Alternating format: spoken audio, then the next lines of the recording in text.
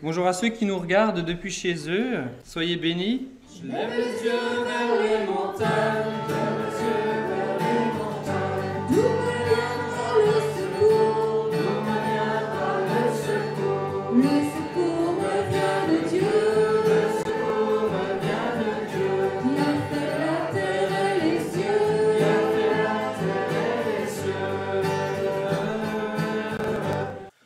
Alors ce matin, quand j'ai entendu l'introduction, quand j'ai entendu certaines prières, une parole, je me dis, mais c'est véritablement extraordinaire la manière dont Dieu conduit pour nous parler, pour nous faire du bien. Et en effet, on va reprendre Philippiens, non pas pour le texte précis, mais ça rejoint de toute façon l'idée. Alors je vous invite à lire Philippiens chapitre 2, versets 1 à 12.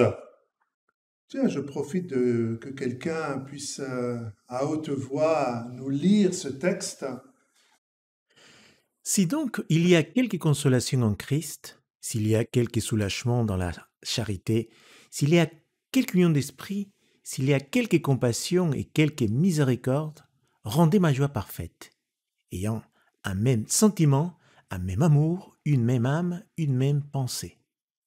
Ne faites rien par esprit de parti ou par vaine gloire, mais que l'humilité vous fasse regarder les autres comme étant au-dessus de vous-même, que chacun de vous, au lieu de considérer ses propres intérêts, considère aussi ceux des autres. Ayez en vous les sentiments qui étaient en Jésus-Christ, lequel, existant en forme de Dieu, n'a point regardé comme une proie à arracher d'être égal avec Dieu, mais s'est dépouillé lui-même en prenant une forme de serviteur, en devenant semblable aux hommes, et ayant paru comme un simple homme, il s'est humilié lui-même, se rendant obéissant jusqu'à la mort, même jusqu'à la mort de la croix. C'est pourquoi aussi Dieu l'a souverainement élevé et lui a donné le nom qui est au-dessus de tout nom, afin qu'au nom de Jésus tout genou fléchisse, dans les cieux, sur la terre et sous la terre, et que toute langue confesse que Jésus-Christ est Seigneur à la gloire de Dieu le Père. Ainsi, mes bien-aimés, comme vous avez toujours obéi, travaillez votre salut avec crainte et tremblement, non seulement comme en ma présence, mais bien plus encore maintenant que je suis absent. Merci. Cette Église, pour comprendre le contexte, comment elle a été établie, il faut lire Acte 16, où il est dit que suite à une révélation, quand l'apôtre Paul était en train d'évangéliser à droite à gauche, voilà qu'il reçoit une révélation d'un Macédonien qui lui demande de venir, de l'aider, etc. Et donc il a compris la direction, là où il devait aller pour annoncer la bonne nouvelle. Il est arrivé à Philippe, et là il rencontre une Lydie, la marchande de pourpre, au bord d'une rivière, et là ils annoncent l'évangile. Il était avec Silas, il annonce l'évangile, et voilà que Lydie était touchée avec sa famille. Et puis, il rencontre une femme qui avait un don particulier au culte de deviner, et ça a été la joie des maîtres qui, bien sûr, tiraient profit de ce qu'elle racontait, de ce qu'elle révélait. Et ce qui s'est passé, c'est que dans le texte d'Acte 16, c'est que Paul était agacé de cette femme qui disait des choses vraies. Hein, Paul aurait pu dire « Waouh, c'est bien ce qu'il dit, qu'elle continue !» Mais non, il était tellement agacé parce que ça faisait certainement du bruit. Et l'apôtre Paul est intervenu pour chasser l'esprit qui était dans la vie de cette femme. Et ce qui fait que, ces maîtres en question n'avaient plus de profit, elle avait perdu son don, ils n'avaient plus de don, et ce qui fait qu'ils se sont retournés contre l'apôtre Paul, contre Silas, et ils les ont battus et ils les ont mis en prison. Et en prison, on sait ce qui s'était passé, c'est qu'ils étaient en train de louer Dieu tout en ayant aux chaînes des genres de bois là, qui les serraient aux pieds et qui les empêchaient de bouger. Alors ça devait être pas commode. Voilà que Paul, Silas louaient Dieu. Ils louaient tellement que les autres entendaient, les prisonniers. Et il y a eu un tremblement de terre. Tremblement de terre et les prisonniers avaient été libérés par la puissance de Dieu. Le geôlier qui était là voulait se suicider et Paul est intervenu pour lui dire « Arrête, ne fais pas ça ». Et comment? Alors le geôlier crie « Mais comment je pourrais être sauvé ?» Et Paul lui dit bien sûr ce qu'il devait lui dire. Et lui, geôlier, s'est converti avec sa famille, tous ceux de sa maison. Ce qui s'est passé, c'est que une église est née à cet endroit-là, à Philippe. Ce qu'on voit dans cette... et voilà comment cette église est née. Paul avait un amour pour cette église, et on le voit avec cette lettre, de la manière dont il écrit. Et qu'est-ce que, dans cette lettre, on voit la respiration de la joie. Et ce matin, nous allons parler des qualités dont la joie.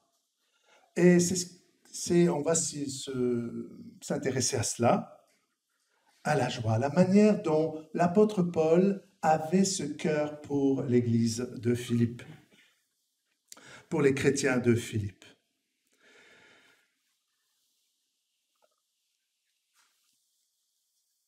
Et c'est comme ça que l'Église fut établie. Alors cette lettre de l'apôtre Paul, qu'il écrit à toute la communauté de Philippe, a été écrite lorsqu'il était en prison. On pense qu'il a été en prison à Rome, d'autres pensent que c'est à Éphèse. Qu'importe le lieu. L'important, c'est le message qu'il écrit. Il écrit son épître après qu'Épaphrodite, un membre de l'église de Philippe, vient lui rendre visite en prison et lui apporte des dons et des nouvelles de ce qui se passait dans la communauté. De ce fait, il profite d'écrire une lettre de remerciement pour les dons qu'il a reçus de leur part. Et par la même occasion, il apporte aussi des paroles d'exhortation dans sa lettre. Il faut dire que la relation que Paul entretenait avec cette église était particulièrement chaleureuse. Sa lettre reflète l'esprit dans lequel il était, c'est-à-dire la joie. Et quand on lit tous ces textes, on voit que c'est relevé, toujours la joie, se réjouir. Alors ce matin, nous nous arrêterons sur ce qui doit nous animer en tant que chrétiens dans notre vie de tous les jours, à savoir la joie de Paul et la manière dont il écrit. Mais on va rajouter 2 autres qualités, qui est l'unité et l'humilité. Alors justement, l'apôtre Paul invite les chrétiens à vivre leur foi dans la joie, comme en témoigne le texte de Philippiens, chapitre 4, verset 4. « Réjouissez-vous toujours dans le Seigneur, je le répète, réjouissez-vous. » C'est ce qui ressort dans plusieurs textes de son épître avec le mot « joie » et « se réjouir ». Pour la joie, on retrouve 5 fois, et dans toute sa lettre, une vingtaine de fois. Voilà, c'est toujours une difficulté de dire 21e fois. Et aussi le terme de se réjouir. Paul, depuis sa prison, exprimait sa joie. Rappelez-vous, il était en prison. Il a été battu de verge, battu. Ensuite, emprisonné en chaîne ou avec ce bois en question où il n'était pas très à l'aise, comme on pouvait être à l'aise, et il louait Dieu. Dans cette circonstance, il avait de la joie et il louait son Dieu. Cette joie par rapport aux chrétiens de Philippe, cette joie par rapport à la progression de l'Évangile, puisque nous pouvons lire déjà au chapitre 1, il se réjouissait que l'Évangile se répandait Même s'il était en prison, il se réjouissait. Cette joie par rapport aux dons qu'il recevait de la part de l'Église. Et sa joie d'être en prison pour la cause de l'Évangile, pour la cause de Jésus-Christ. On pourrait penser, humainement parlant, il devrait se plaindre, il ne devrait pas être bien dans sa peau normalement, hein, humainement parlant, s'il n'y avait pas la puissance de l'Esprit qui l'accompagnait. Donc, sans l'Esprit, sans l'action de l'Esprit dans la vie de Paul et de Silas, ils ne se seraient pas mis à louer le Seigneur.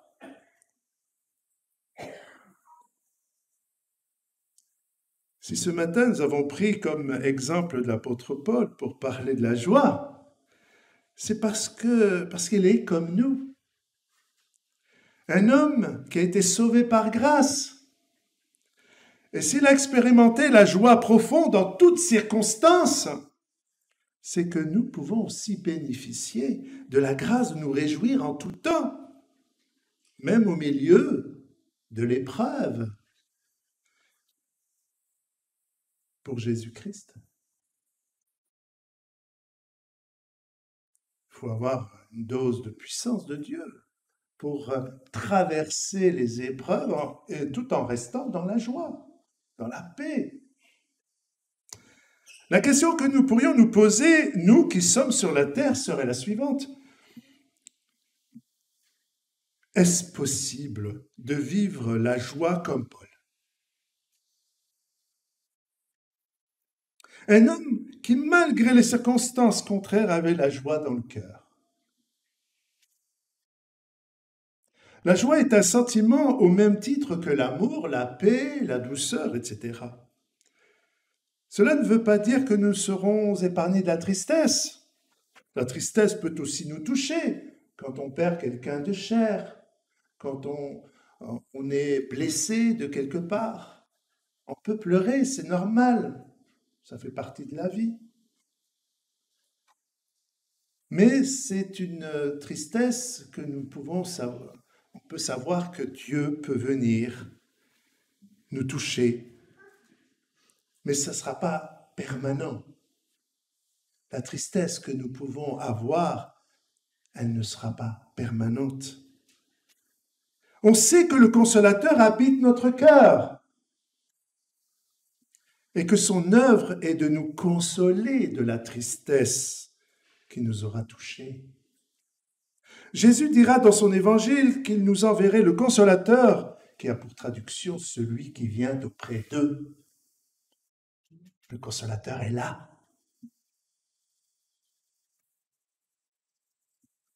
On peut compter sur l'action de l'Esprit Saint pour venir nous réconforter lorsque la tristesse nous touche par nos épreuves. Lorsque je vous parlais du fils qui avait le cancer, le mot cancer, quand on l'avait entendu, a fait en sorte que les larmes me coulaient tout seuls. Et c'est pas évident, et c'est normal en fait.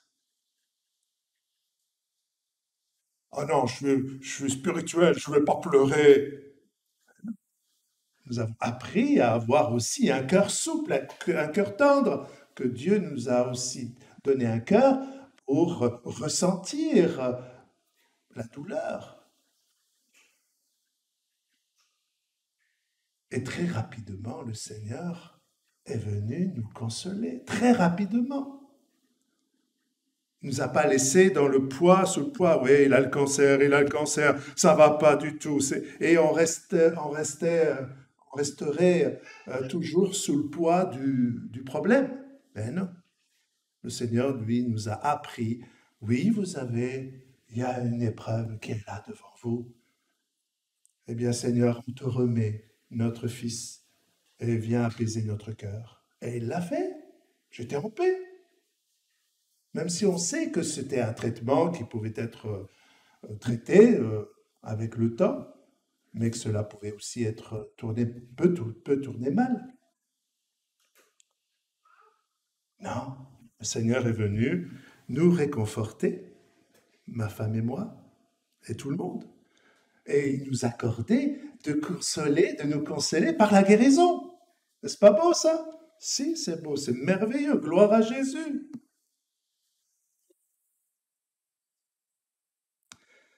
La joie selon l'Esprit est une qualité qui nous vient de la part de Dieu, du Fils et du Saint-Esprit. Cela mérite que nous arrêtions pour réfléchir sur cette qualité divine, céleste. C'est un cadeau, pourrait-on dire, quand Dieu nous donne le Saint-Esprit. Et ça fait partie de la nature du Saint-Esprit de nous communiquer la joie et de venir nous consoler. La joie, la reconnaissance, l'exaltation, la jubilation, l'enthousiasme, le plaisir sont autant de synonymes qui parlent de ce sentiment que l'on peut ressentir lorsque nous entendons, voyons, lisons quelque chose qui nous fait du bien à notre cœur. On définit la joie par une émotion profonde liée à la satisfaction d'un désir. Ah, je me réjouis, j'ai un cadeau, oh, ça me réjouit. Pour nous, bien sûr, vous savez, le cadeau excellent que Dieu puisse nous faire, c'est son Fils. Alors, cela est réjouissant. Les humoristes élaborent des textes, des histoires, des témoignages en vue d'amener leur public à rire, parfois aux éclats, et à sourire. On appelle cela de la joie fabriquée. Connaissez-vous cette histoire d'un homme qui est allé voir son psychiatre pour se faire soigner de sa dépression, du manque de goût à la vie? Et ce psychiatre qui, après avoir écouté, lui dit « Monsieur, puis-je vous proposer d'aller voir un clown remarquable, histoire de sortir de votre mal de vivre? Il se produit en ce moment dans la ville. Je vous le conseille. » Le patient répond à son tour en disant « Ce clown en question que vous me proposez d'aller voir et écouter, ce clown, c'est moi. » Oui, il existe des joies factices, passagères. Par contre, il existe des drames de toutes sortes où la joie est devenue absente. Lui, elle, dans l'amertume, dans l'angoisse, dans la tristesse, dans la honte, dans la dévalorisation de soi, dans des épreuves qui a enlevé tout plaisir de rire et de sourire. Une fois, je suis rentré dans une boulangerie et j'ai vu la dame qui n'était pas heureuse, semble-t-il, au premier regard. Et j'ai essayé d'apporter juste une petite parole d'encouragement. Bonjour madame, vraiment d'être plaisant dans le fait de lui dire bonjour. Elle n'a pas desserré les dents.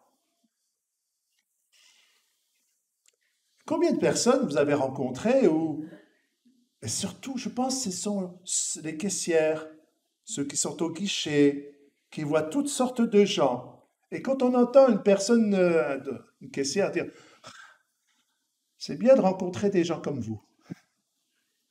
Parce que quand on passe à la caisse, on voit, il y a peut-être des personnes qui sont vraiment pas, il n'y a pas d'esprit de joie du tout. Il y en a qui ont perdu la joie parce qu'ils sont sous le coup de beaucoup de douleurs. Cela peut se comprendre, humainement parlant, cela se comprend comme je l'ai dit tout à l'heure. Mais un enfant de Dieu, il a une particularité, c'est de sortir de ce marasme et de vivre quelque chose de différent. Si nous pensons à l'apôtre Paul, qui lui a subi l'injustice, c'était injuste. Il n'a pourtant rien fait, il a chassé un démon d'une femme, ou des démons, qu'importe, mais au moins d'un esprit mauvais. Il devrait se réjouir de cette femme qui a été délivrée, Mais non, ils ne sont pas réjouis. C'est comme Jésus qui faisait des miracles à longueur d'année. Pendant ces 3 années, il en a fait des miracles. Et pourtant, on a cherché à le tuer. Et on l'a tué.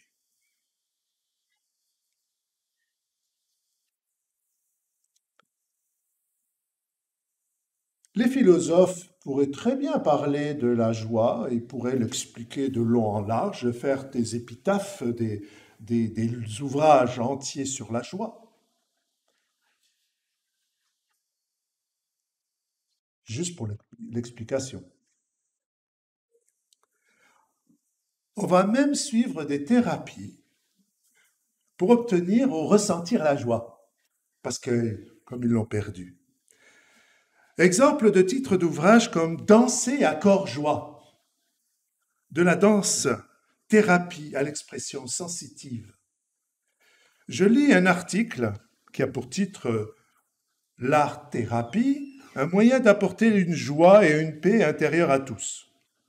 L'art thérapie aide les enfants, voilà ce qui est dit, les adolescents et les adultes à explorer leurs émotions, à améliorer leur estime de soi, à gérer leur dépendance, à atténuer leur stress, leurs symptômes d'anxiété, de dépression et à faire face à une maladie physique ou à un handicap. Quels que soient les moyens humains, philosophiques, voire même par des thérapies de groupe, pour obtenir ou retrouver la joie, jamais le cœur d'un homme ou d'une femme pourrait obtenir un cœur joyeux d'une façon durable et éternelle. Pourquoi cela?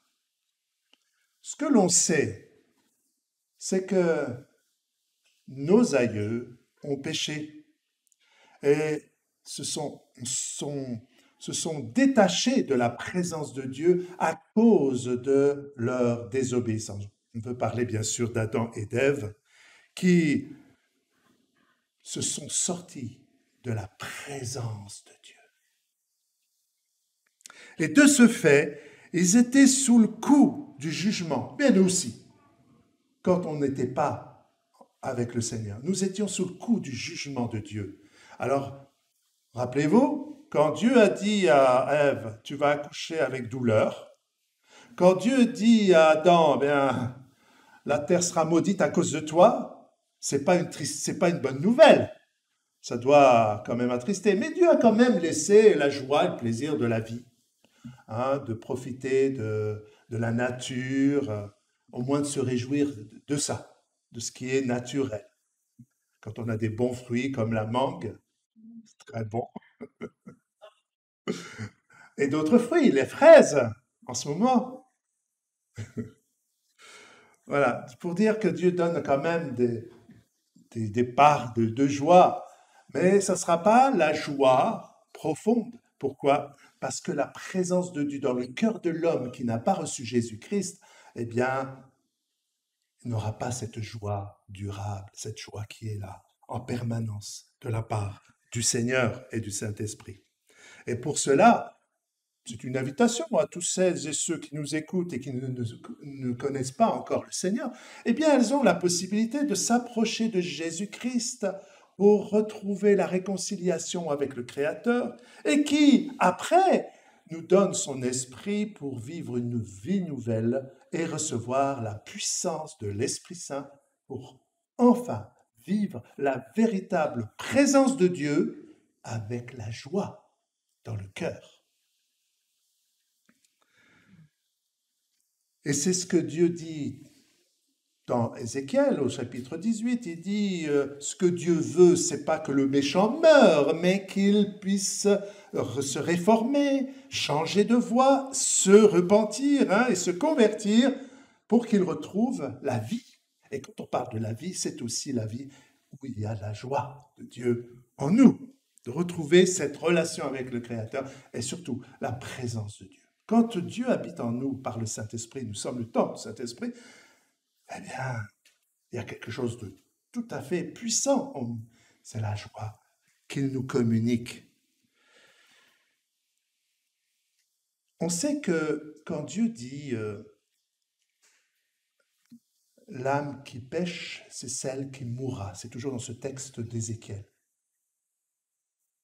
Et cette mort est à traduire avec une mort spirituelle, dont la présence de Dieu qui n'est pas dans le cœur de l'homme. C'est l'absence de Dieu dans le cœur de l'homme. Si Dieu n'habite pas son cœur, il se sentira toujours seul, même s'il est marié, même s'il a une famille, ou s'il est avec des amis. Même encore s'il se fait plaisir dans une discipline sportive ou dans des loisirs, jamais il aura le sentiment d'être comblé. Il sera toujours seul. Parce que l'important, c'est comme dit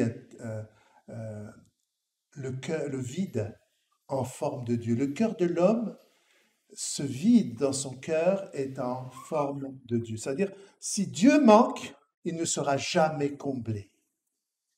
Ensuite, quelqu'un qui ne peut pas vivre vraiment cette joie profonde, c'est un peu comme une passoire. Il a dans son cœur comme des trous, hein, c'est une passoire.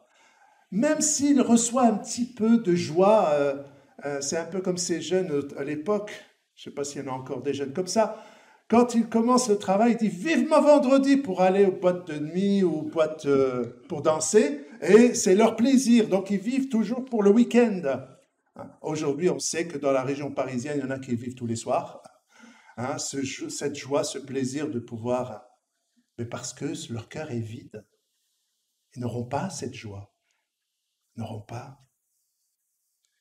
Dieu ne demande pas mieux de leur donner cette joie, à condition d'accepter le Christ comme Sauveur et Seigneur. C'est ce qu'on appelle, bien sûr, ce cœur vide qui n'a pas le Seigneur, c'est une mort spirituelle à cause du péché. Et quand on dit le sentiment, on en parlera. L'âme, ou les sentiments, peut désigner la vie, le désir, la personne même, dans le but de sauver son âme de la perdition éternelle, c'est-à-dire que nous, on a compris que notre désir profond, c'était d'être sauvé. Et bien sûr, nous avons compris que c'est Jésus. Et cela réjouit notre cœur. Je suis sauvé. Ça, c'est bien. En fait, dans la pensée hébraïque, le mot âme comprend à la fois l'esprit de l'homme, ses pensées, sa vie, ses émotions, ses intentions, sa volonté, ses désirs, son amour, son bon et mauvais désir, mauvais sentiment, pardon.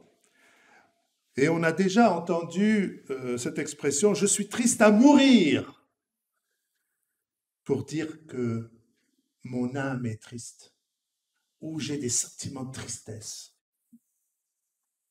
Quelqu'un a dit « quand je suis triste, j'ai vraiment envie de mourir ». C'est pourquoi le remède puissant pour que l'homme retrouve la joie de vivre, c'est qu'il se convertisse. Se convertir et devenir tout simplement à Jésus-Christ en se repentant de ses péchés. Et c'est justement Jésus, mort à la croix, qui donne la possibilité de nous réconcilier avec le Créateur.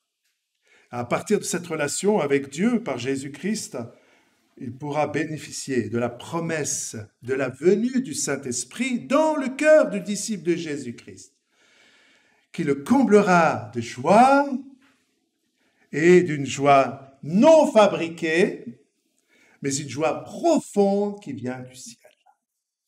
Qu'est-ce que Jésus a dit par rapport à la joie? Jean 15, 11. « Je vous ai dit ces choses afin que ma joie soit en vous et que votre joie soit parfaite. » Jean 16, verset 20. « en vérité, je vous le dis, vous pleurerez et vous vous lamenterez, et le monde se réjouira. Vous serez dans la tristesse, mais votre tristesse se changera en joie. » Alléluia. Alors on peut donner comme titre l'antidote contre la tristesse, c'est Jésus-Christ. Alléluia. Revenons à Paul. Nous avons lu que lui, qui était en prison, avait exprimé sa joie. Et voici ce qu'il dit. Je veux que vous sachiez, frères, ce qui m'est arrivé a plutôt contribué au progrès de l'Évangile. En effet, ça c'est dans le chapitre 1, dans le chapitre 1 qui dit ça, en effet, dans tout le prétoire et partout ailleurs, nul n'ignore que c'est pour Christ que je suis dans les liens, et la plupart des frères dans le Seigneur, encouragés par mes liens, ont plus d'assurance pour annoncer sans crainte la parole. La question que nous avons à nous poser, est-ce que j'ai vraiment de la joie au fond de mon cœur, même si je suis éprouvé? Même si je suis éprouvé. C'est à chacun de nous de répondre lorsque nous sommes dans l'épreuve, lorsque nous sommes devant des situations où je suis moi-même impliqué. J'ai été touché par ça, j'ai été touché par ça. Comment je réagis? Dans un premier temps, si on fait attention à notre nature, vieille nature, on va bien sûr peut-être réagir, non pas spirituellement, mais bien charnellement. Est-ce que ça vous fait penser à quelque chose? Je suppose. Quelque chose qui vous a déplu. On a réagi. Mais le Seigneur nous appelle toujours, même en tant que chrétiens, à réviser nos voies et voir comment on réagit quand on est éprouvé, quand on a des combats, quand on a des luttes, pour garder la joie. Alors quand on est dans la joie dans le Seigneur, quand on reste, même si nous sommes éprouvés, peut-être que d'autres diraient « Mais lui, il est insensible, c'est pas possible. Tout est joyeux pour lui, c'est pas possible. » Il y a quelqu'un qui m'a dit un jour « Comment ça se fait que tu es toujours heureux, toi ?» Parfois, je suis même gêné de me dire, mais même dans des situations où je suis intérieurement heureux. Bien sûr que je compatis avec tout ce qui se passe, j'en pleure même. Mais au très fond de mon cœur, je ressens cette joie. Donc si je le dis, c'est comme Paul dit, je suis heureux. Hein? Donc il est bon aussi de témoigner de la véracité de ce que le Seigneur promet pour ses enfants. Nous avons de la joie au fond de notre cœur, même si nous passons par des épreuves. Même si moi je pleure, j'ai de la joie au très fond de mon cœur. Alléluia. C'est ce que le Seigneur. Alors, est-ce que j'ai de la joie au fond de mon cœur si je suis éprouvé? Une autre question. Est-ce que j'ai de la joie à écouter la parole de Dieu?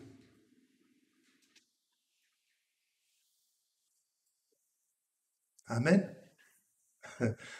C'est comme dit Jérémie, qu'il dévorait la parole et il était dans la joie. Dans la joie. Gloire à Dieu. Écoutez la parole de Dieu. Il y a un chant,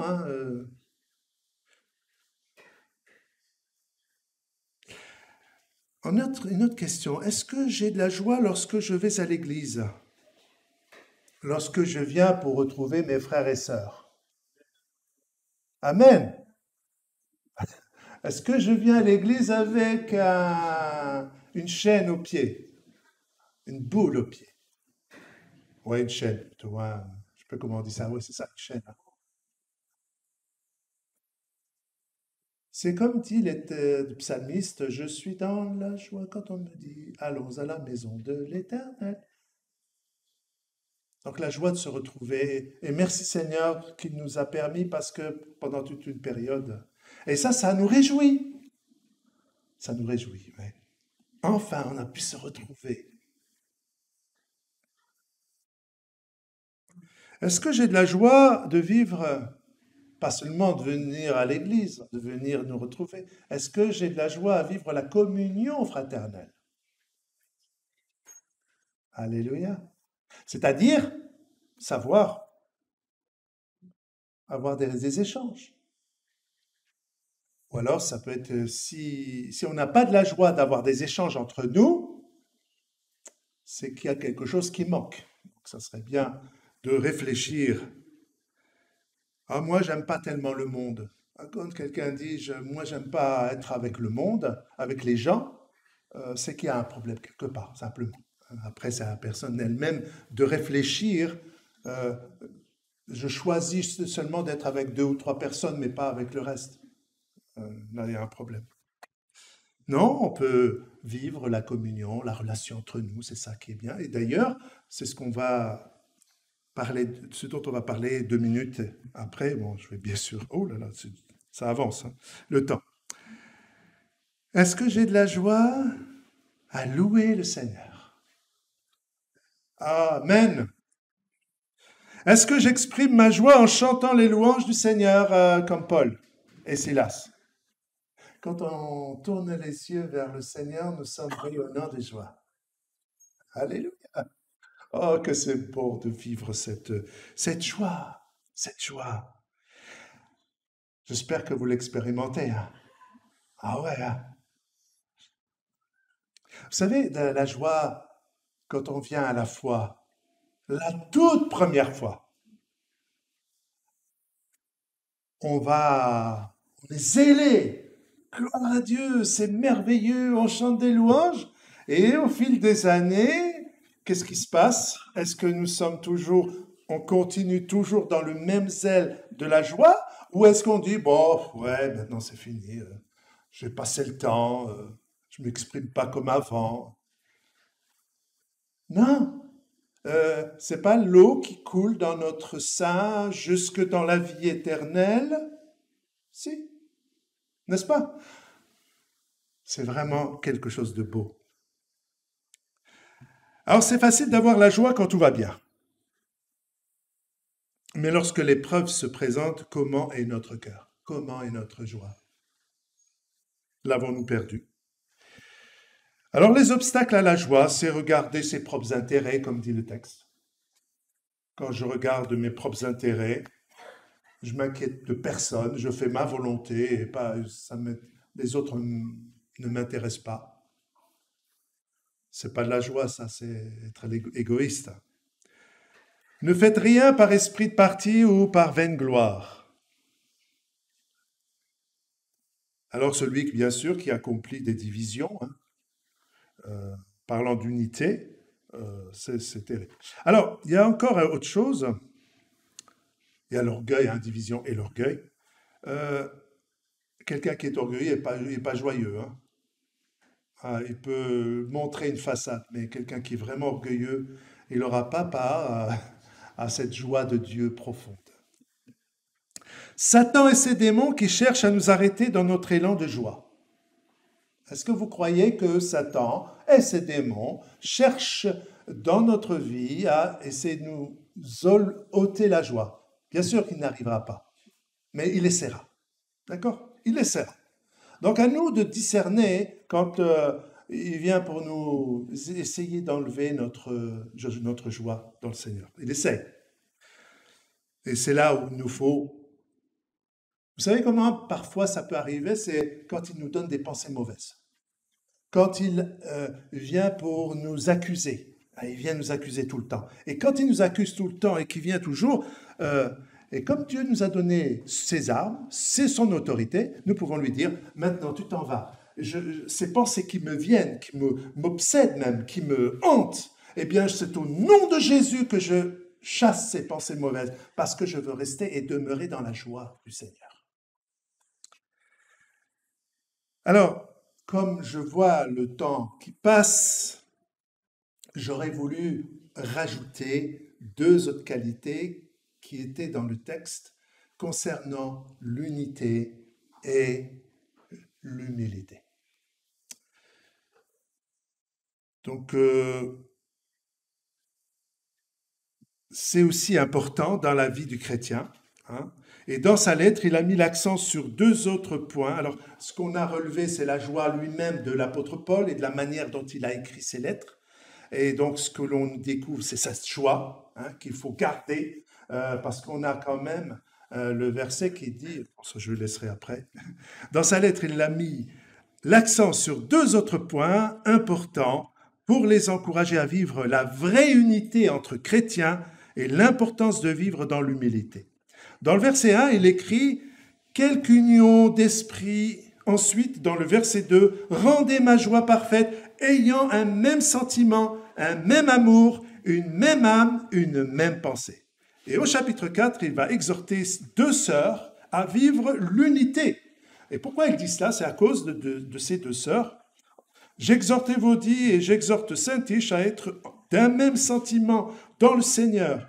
Et toi aussi, fidèle collègue, oui, je te prie de les aider, elles qui ont combattu pour l'Évangile avec moi et avec Clément et avec mes autres compagnons d'œuvre, dont les noms sont dans le livre de vie. » Et pour l'humilité, il va prendre l'exemple de Jésus-Christ. L'unité et l'humilité.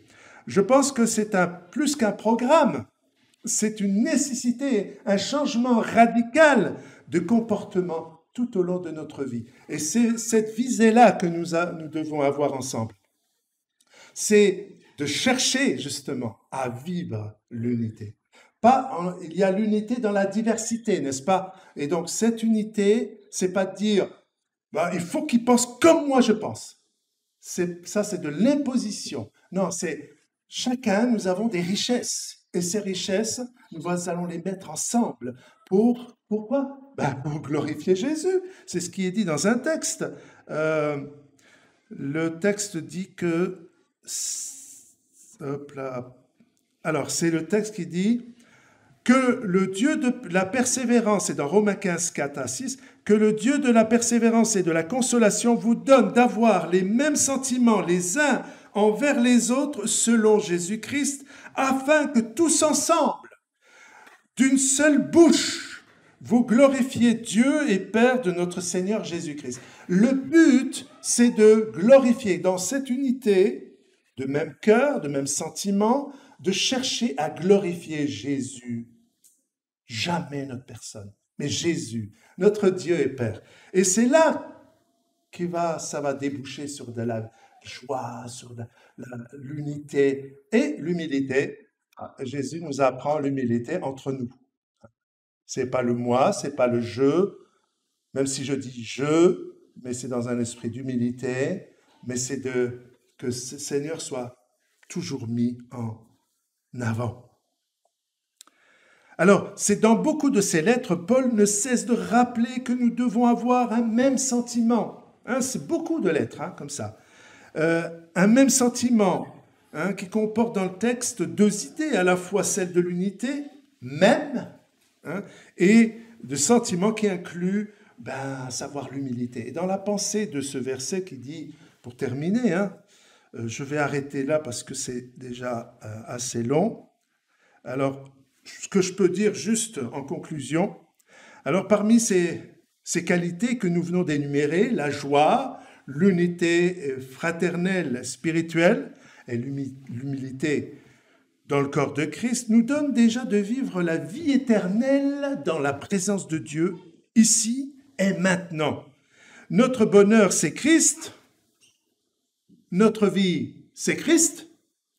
Notre joie, c'est Christ. Notre unité, c'est Christ. Et notre humilité, c'est Christ.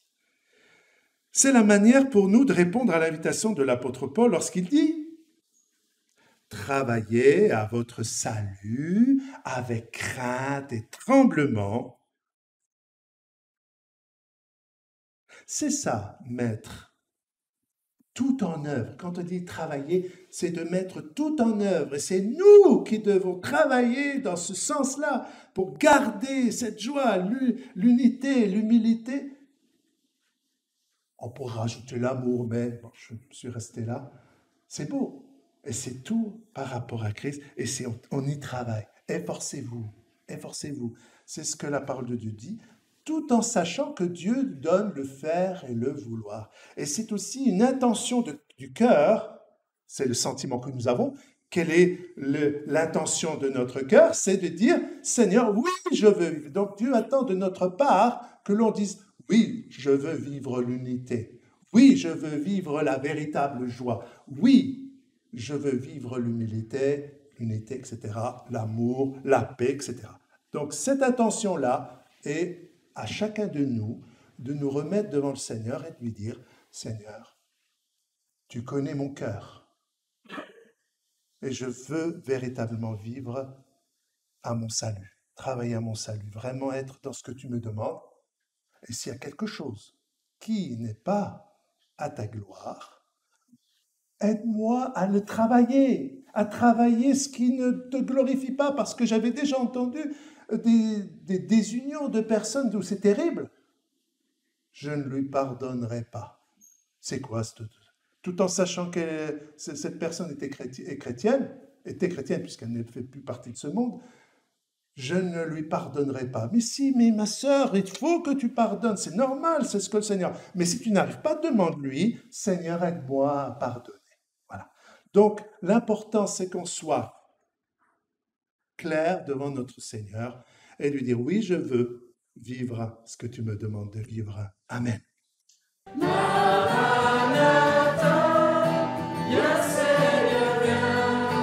Seigneur Jésus, nous tendons les mains vers toi. Maranatha, viens Seigneur.